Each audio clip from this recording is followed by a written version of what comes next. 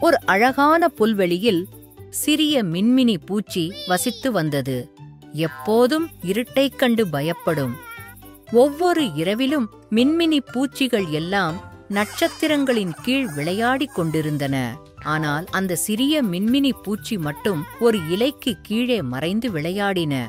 ஒருநாள் சிவப்பு வண்டு சிறிய மின்மினி பூச்சியிடம் கேட்டது, "நீ இரவில் வெளிச்சத்தை தருவாய்த்தானே?"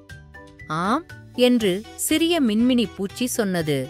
நான் தொலைந்து விடுவேன் மற்றும் யாரும் என்னை கண்டுக்க மாட்டார்கள் என்று எனக்கு பயமாக இருந்தது. ஒரு நாள் மாலை பெரிய காற்று ஒன்று வீசியது.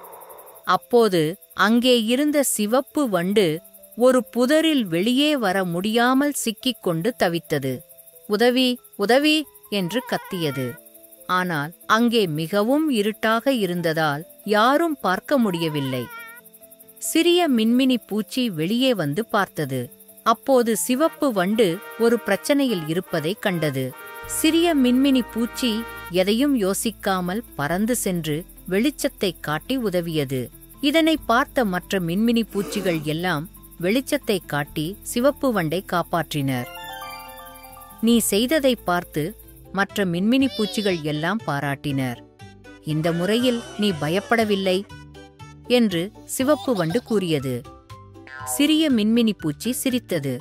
"நான் இன்னும் சிறிது பயத்தில் இருக்கிறேன். ஆனால் நான் வெளிச்சத்தை காட்ட வேண்டும் என்று அறிந்தேன்."